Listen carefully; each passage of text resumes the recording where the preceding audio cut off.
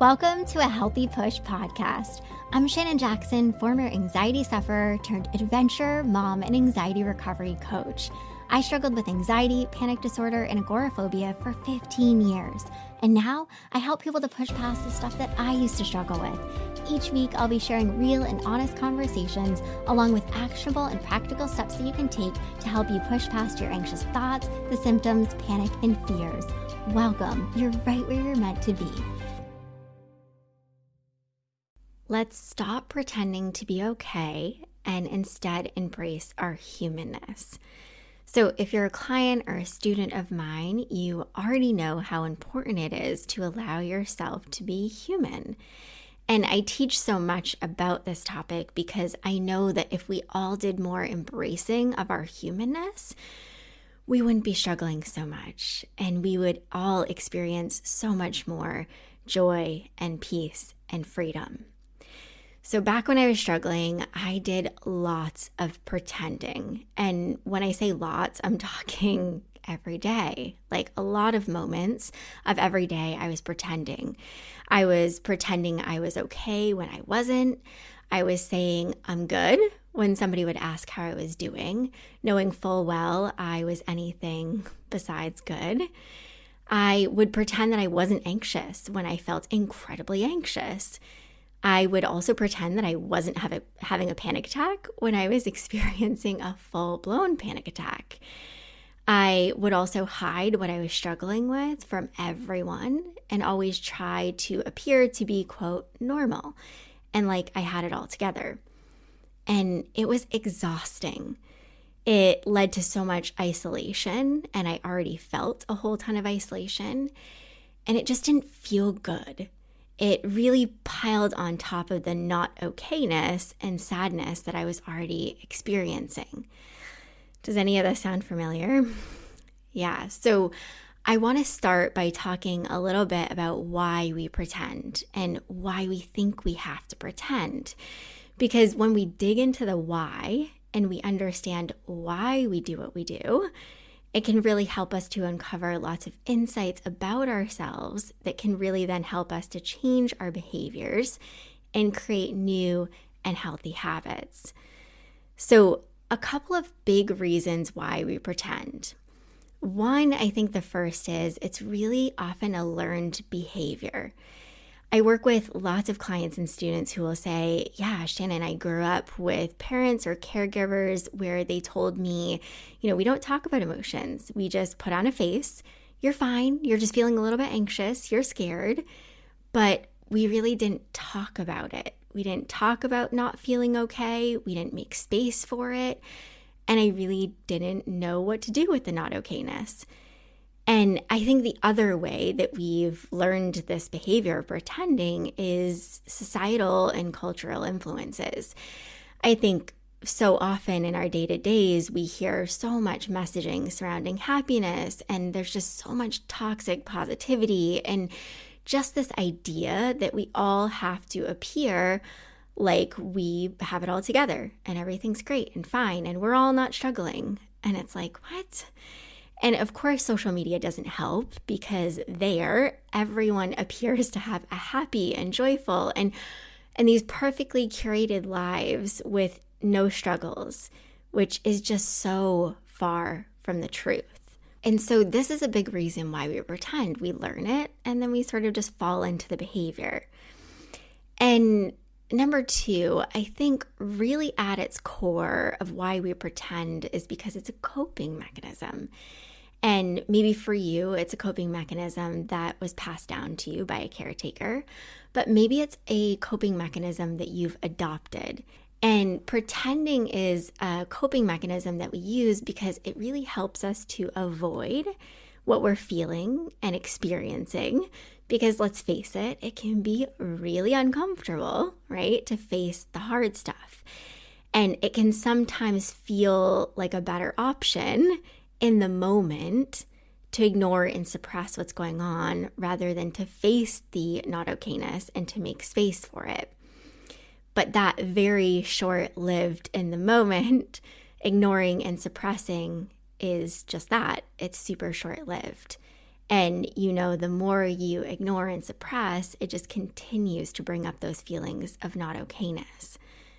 So pretending is really this coping mechanism to avoid discomfort, to avoid being vulnerable and to feel the discomfort of being vulnerable, to avoid being honest with ourselves and others.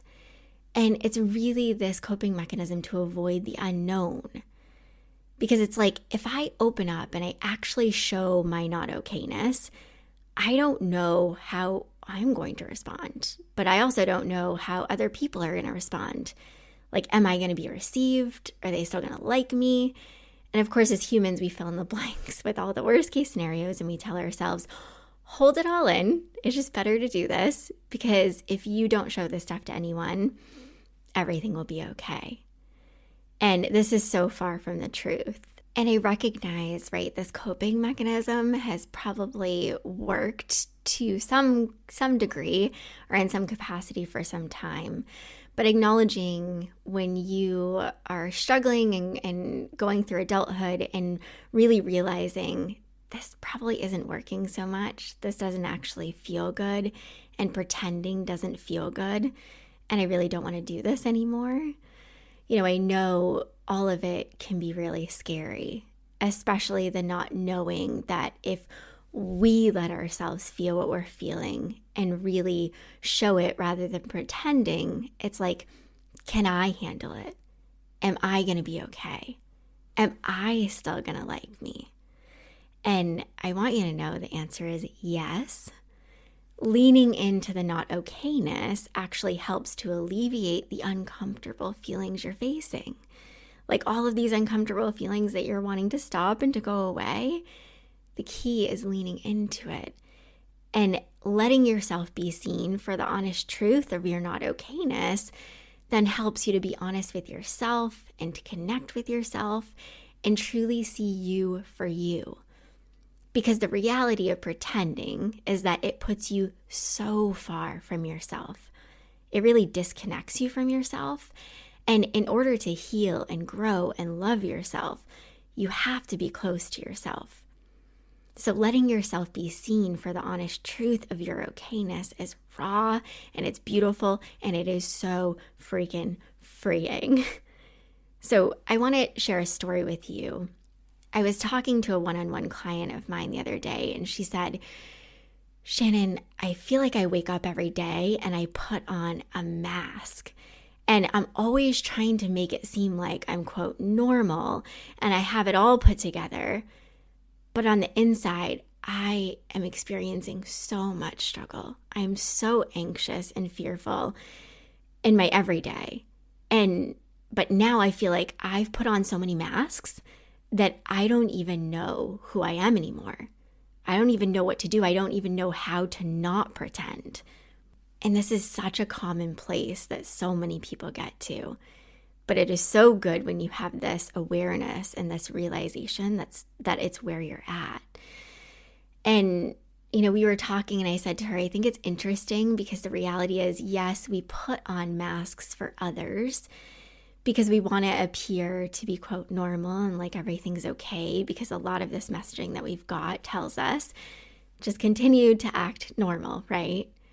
But we largely put on these masks and we do all of this pretending because we're trying to protect ourselves. And unfortunately, what happens when we pretend is that we deny ourselves of our emotions and our experiences and our pain. And it just leads to more of the emotions that we're trying so hard to relieve. It prevents us from getting that validation that we need and to be seen and heard and supported, most importantly by ourselves, but also, of course, from others. So many people walk around and they put on a face every day because they think that they need to appear as though they have it all together or else. And it's like, or else what? I want you to challenge that, right? If I don't put on this face, if I don't pretend, what's going to happen? Putting your not okayness out there, letting people see it, letting you see it, letting you be with you, letting you feel it, it actually allows you to let go of it. And I know it's really hard and scary, and letting go is not easy, but there is so much healing that happens in the letting go. So how do we let go? I want to talk about something that I often hear from my clients and students, and they'll say, Shannon, I've just been struggling for so long. Like, I don't even know who I am anymore outside of anxiety, panic, and agoraphobia. And I just want to be normal. And they put on these faces and pretend because they just want to be normal. And I want to talk about this because I often felt the same way throughout my recovery journey and just throughout life in general. I just want to be normal. So here's the thing. I've come to realize that being this quote normal actually means letting ourselves be human. Because normal means truly embracing our humanness and allowing ourselves to struggle and to be seen with the things that we're struggling with. Because what is normal? Like, it is normal to struggle. It is human to struggle. So normal is letting ourselves struggle and to make space for it. Normal is letting ourselves struggle and to get support. So when we're struggling, I really don't think that we're shooting for this normal. I think that what we're actually shooting for as humans is to be seen and heard and validated. And we all deserve this. We all deserve to be seen and heard and validated. And I always think to myself how much more compassionate and peaceful and beautiful the world would be if we were all just more honest. If we were all more honest with ourselves and we really tried not to pretend. If we all really tried to embrace our humanness and stop shooting for normal. And instead, if we all were shooting for embracing our humanness.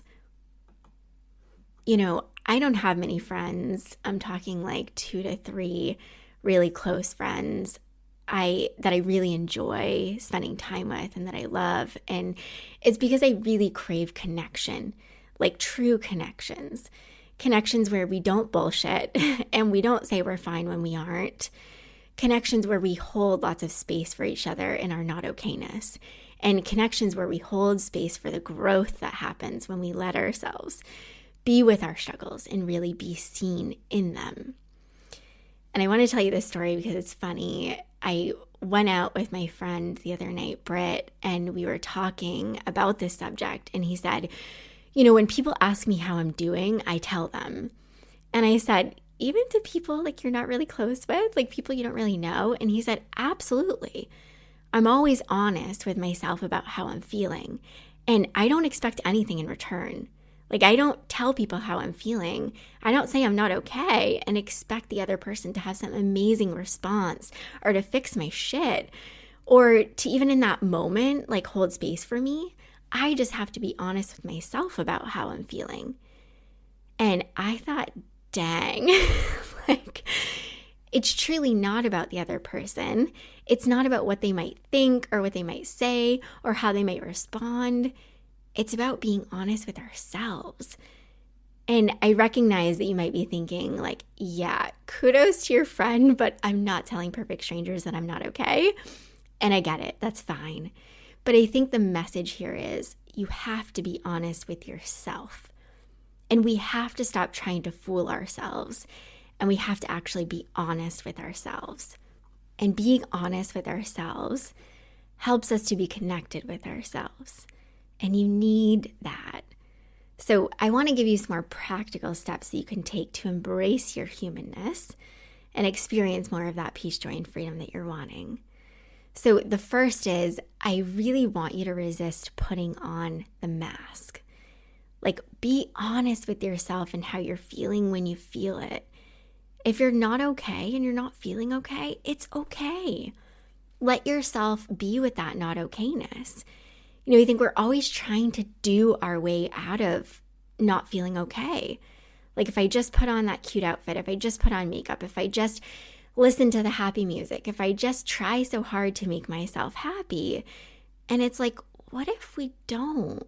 what if we didn't do that? What if we just said, I don't feel like doing that? And we just let ourselves be with the not okayness. Because if you don't make space for that not okayness, if you don't allow yourself to be with it, it's going to get bigger and bigger, and it's going to take up more space, and it's going to lead to more of the feelings that you're trying so dang hard to relieve. So I have to tell you, when I don't feel okay, I speak it out loud.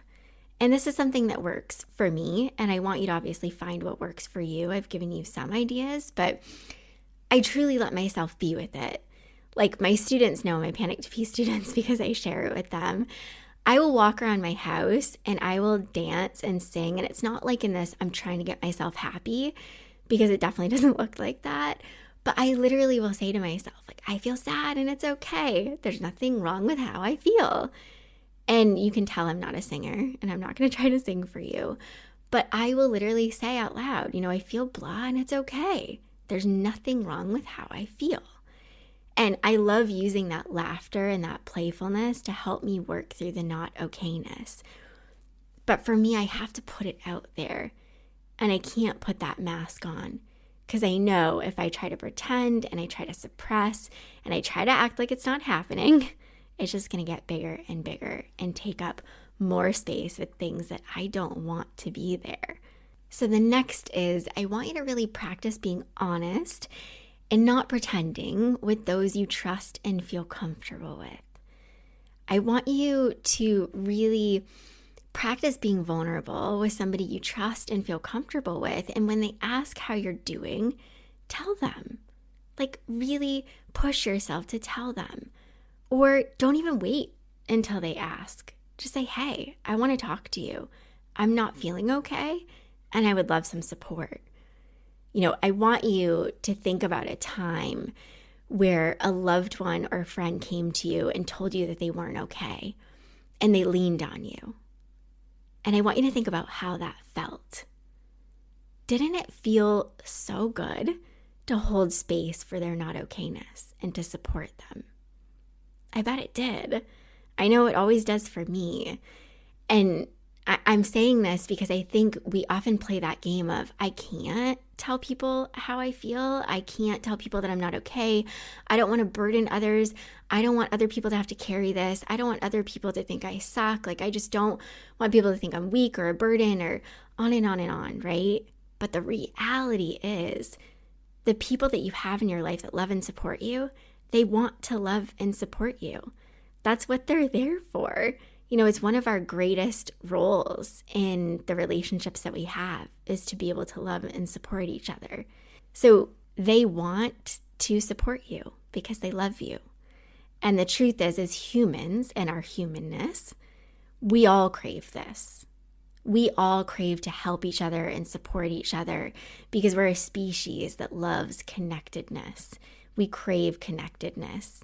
And being vulnerable and honest helps us to be more connected. But especially, remember, it helps us to be more connected with ourselves, which then helps us to be more connected with others. Okay, the next is kind of the stating the obvious, but it's important. It's asking for help when you need it. Don't convince yourself that you can get through it on your own or that you have to. It doesn't work. You don't need to. Instead of waiting, I know how it is because I'm an introvert. I'm the type that will get quiet when things are hard, that won't reach out and won't ask for support. And thank goodness my loved ones and my close friends know this about me. And so they'll say, hey, I notice you've gotten quiet. I notice that you've withdrawn a little bit. Are you okay? But I also have to push myself and challenge myself to say, I'm not okay and I need help.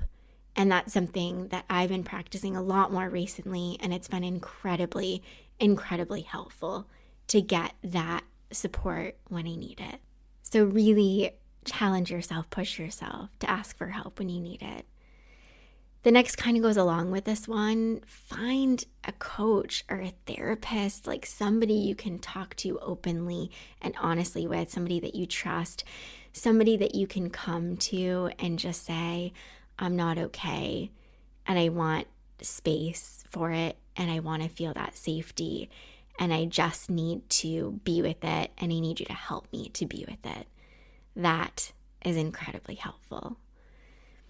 The next is don't compare yourself to others. I know it's so hard not to do this because we all do this as humans. It's part of our humanness.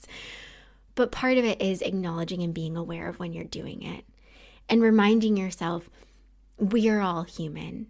Nobody is walking through life easy breezy, has it all together, is in this constant state of peace, joy, freedom. Like we are all human. We are all struggling. Life is not what it appears to be on social media. So don't compare yourself to this thing that does not exist. We all are struggling. Your life is not such a mess and it's not so uncomparable to others. Like your life looks like a lot of our lives look. And the last, instead of shooting for normal, please start shooting for letting yourself be human. Because can you imagine how freaking amazing this world would be if we were all just practicing allowing ourselves to be a little more human rather than to be normal? I know how freeing this has been for me and how freeing this can be for you too. So I want to give you one last nudge here and a healthy push to stop pretending. Stop pretending to be okay and start embracing your humanness and letting yourself be human. All right, if you have found what I've shared here to be helpful, I would love for you to share it with somebody who needs to practice allowing themselves to be more human. And if you have not yet taken just a minute to rate and review the podcast, I would appreciate it so deeply if you could do that. It means so much to me. And if you do, please reach out and let me know. And I would love to send you a personal thank you. Okay, until next time, my friend, keep taking healthy action. I hope you enjoyed this episode of A Healthy Push. If you want more, head on over to ahealthypush.com for the show notes and lots more tips, tools, and inspiration that will support your recovery. And if you're hoping for me to cover a certain topic, be sure to join my Instagram community at A Healthy Push and let me know in the comments what you want to hear next.